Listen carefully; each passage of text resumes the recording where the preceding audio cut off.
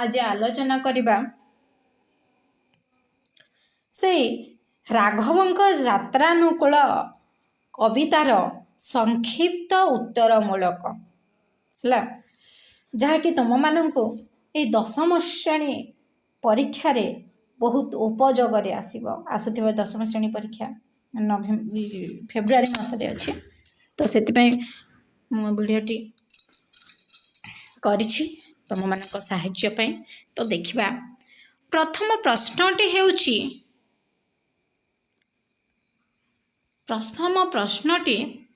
कौन अच्छी श्रीराम सैन्य संख्या केते बोली मंत्रीद्वय कल्पना करथिले जो श्रीराम जिते बेले सुक सारण दी जण समुद्र पथ दे आसुथिले एवं जेतेबेले रावण पचारि सीता पचारि एवं से कल्पना करी जहाँ अनुमान करी कहते तो से माने कहथिले जे श्रीरामंक सैन्य बल शंख परिमाणर बुझीला ना नहीं श्रीरामंक सैन्य बल केते शंख परिमाणर जदि समुद्र जी मात्र कौन शंख नाही सेतिकी मध्य श्रीरामंक सैन्य बल से अधिक अछंती अर्थात लक्षे कोटी बोली मंत्रीद्वय कल्पना करथिले केते लक्षे कोटी बोली मंत्रीद्वय कल्पना करथिले बुझीला 2 नंबर प्रश्नटी देखिबा अंगद निकट को रावण की वार्ता प्रेरण कले आमे जानिछु अंगद कहार पुत्र बलिंकर पुत्र से अंगद निकट को रावण वार्ता यहाँ प्रेरण कले पितांकर शत्रु होइथिबारु रामचंद्रंक निकटरू निजर पितृव्य सुग्रीवंक समेत सैन्य बाहिनी को फेरई नेबाकू अंगद निकट को रावण वार्ता प्रेरण करिथिले हना नहीं कौन पाई पितांक शत्रु होइथिबारु किए सुग्रीव ना जेहेतु से रावणकर शरणापन्न थिला रामन को भक्ति करथिला तेणु करिकि जेहेतु से मध्य पितांकर शत्रु तेणु करिकि ताकू कौन करिवो ता सहित वाद विवाद करिवो एवं सुग्रीवंक समेत सैन्य को फेरई नेबाकू अंगद निकटरू रावण वार्ता प्रेरणा करथिले ताहले 3 नंबर टी कौन अच्छी 3 नंबर प्रश्नटी एबे देखिबा सिंधु को पतिबा पई रामचंद्र काहेकि स्थिर कले कौन पाई स्थिर करथिले सिंधु को पतिबा पई रामचंद्र आमे जानिछु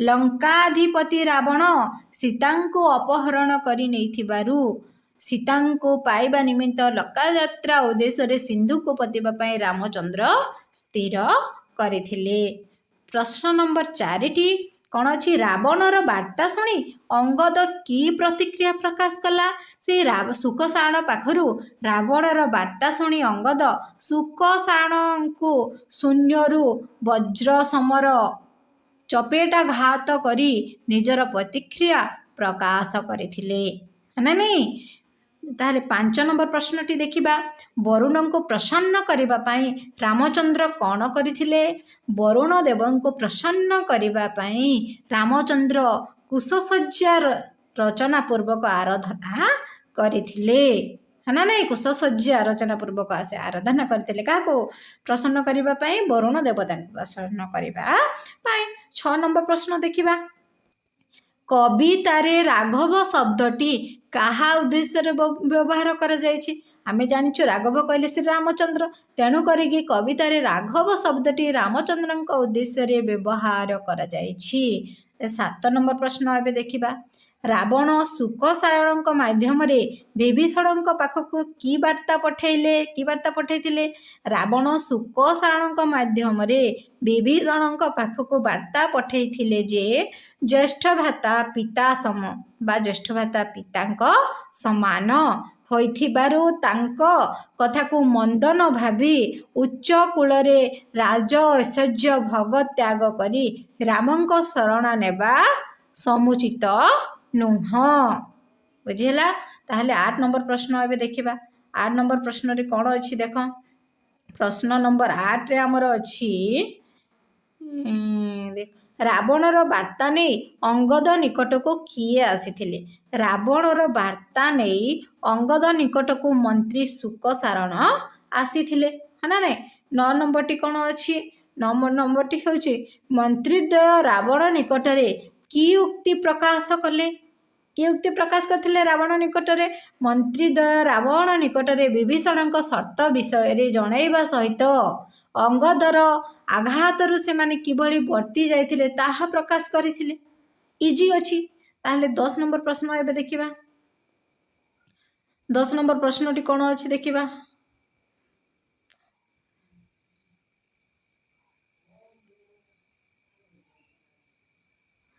10 नंबर समुद्र तरिबा निमंते राघव कौन पांची थिले। समुद्र तरिबा निमंते राघव कुश सज्जा मंडित होई वरुण को आराधना करी समुद्र रे सेतु निर्माण करिबा पई पांची थिले।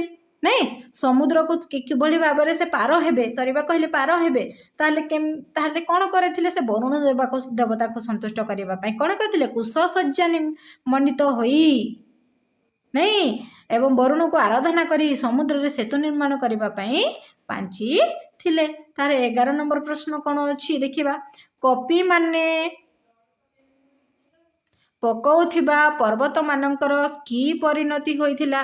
कपि माने पकाउथिबा पर्वत मान समुद्र रे बुड़ी जाउथिला। जो कपि माने जो पर्वत मान से बड़ बड़ पत्थर गुडा को जते बळे पकाउथिले ताहले कोन हो जाउथिला समुद्र रे से बुड़ी जाउथिला है ना नहीं। 12 नंबर प्रश्न एबे देखिबा।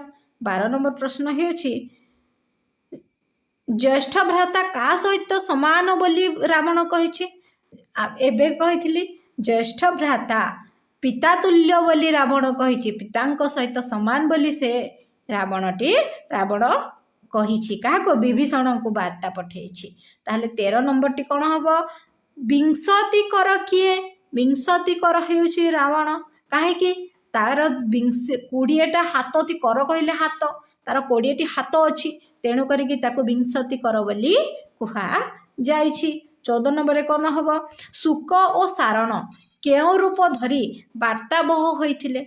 को रूप धारी सुक और सारण पक्षी रूप धारण करी केउ पक्षी पतक पक्षी बुझेल ना।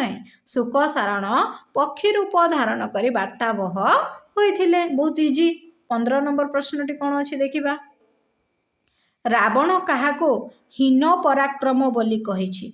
रावण काहाको रावण राम को ही हीन पराक्रम बोली कहिछि ना नहीं। आज एतके सरी जाइछि वीडियोटी। जदि उपयोगरे आसीबो समस्त कमेंट माध्यम रे मते जणाइबो नेक्स्ट वीडियो मु देबी। जय जगन्नाथ।